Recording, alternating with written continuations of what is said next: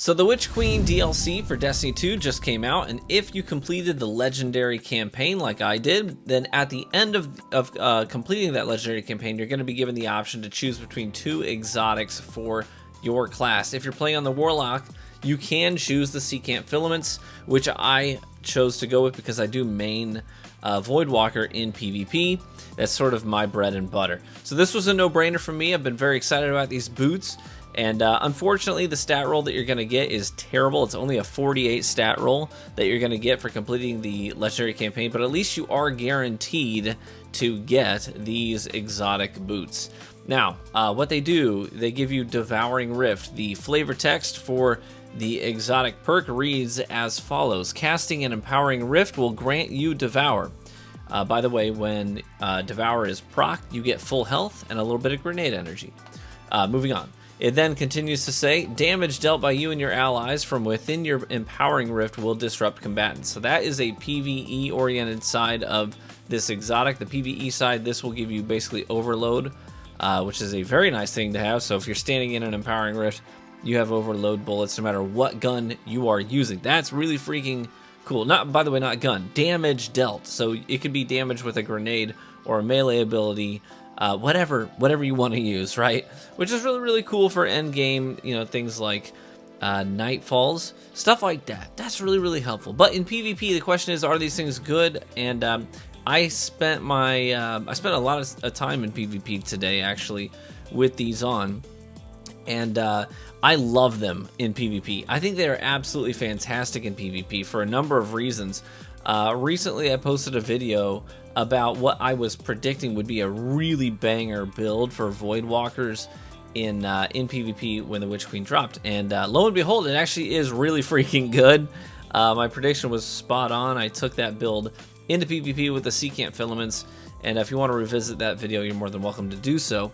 It was posted last week, but anyways, so these things, one of the things that we lost as a Voidwalker is we lost the ability to consume our grenade to activate Devour, right? It used to be you eat the grenade and that would queue up Devour. It would put you at full health, and then it would you know, give you that Devour buff so that if you got a kill before the timer ran out, you get to full health again.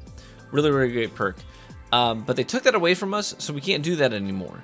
So with the Secant Filaments, you have a different option. You can cast your Rift and immediately get full health. Okay, it's not a healing rift. It has to be an empowering rift to do this, which is really interesting, which kind of chains into some really interesting build synergy that you can do with build crafting for your Voidwalker.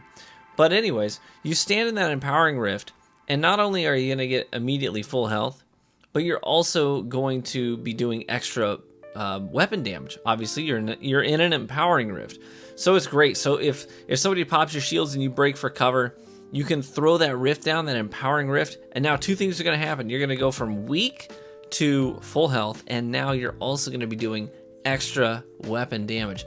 So you really flip the tables on your opponents. I did this a ton in PvP. You're going to see that in the gameplay here.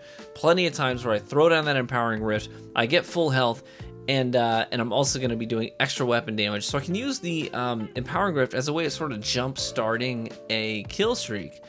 And had a couple of wee rans actually using these things.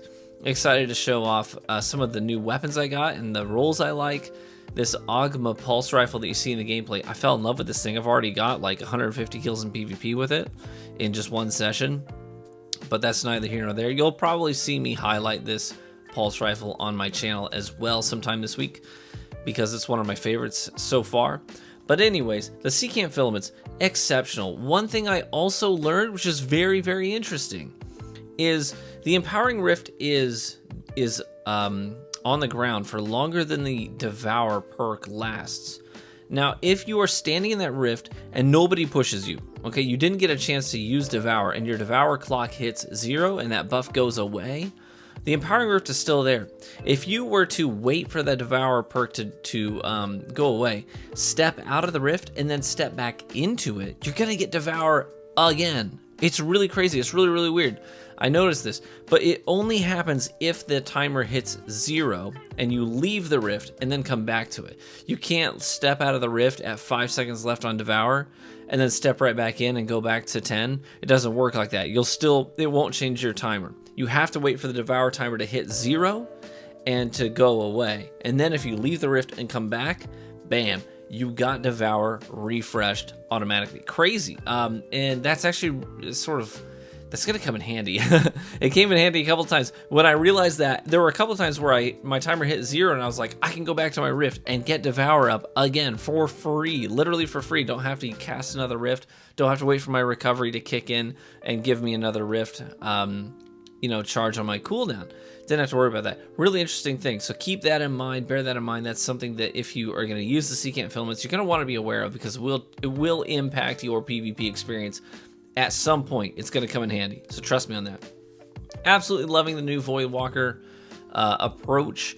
So I've got a lot of stuff I want to break down with the Voidwalker. I'll probably post another video where we'll unpack Void 3.0 for Voidwalkers. What does that mean? How does it impact the PvP experience? How can you leverage these new abilities? What do they look like? How much damage do they do? All of that stuff. I will unpack it for you. And be wary, guys, be wary. Okay, because right now I've already seen it. There's so many videos out there. Be careful what videos you click on, because you're supporting something with your click, okay? And there's a lot of people out there have already seen pictures, like the thumbnail is a picture of something that is clearly very average, and the title of the video is like, this is broken.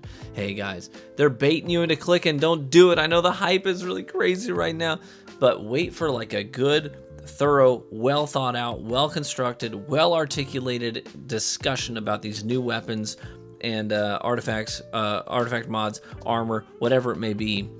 And don't feed the clickbait, you know what I'm saying? Don't feed that clickbait. So I try to always make sure that my videos, even if they're titled something that's supposed to be catchy and catch your eye and get you to click on it, at least it's honest. You know what I'm saying? I'm never going to say this thing's broken and then in the video say otherwise.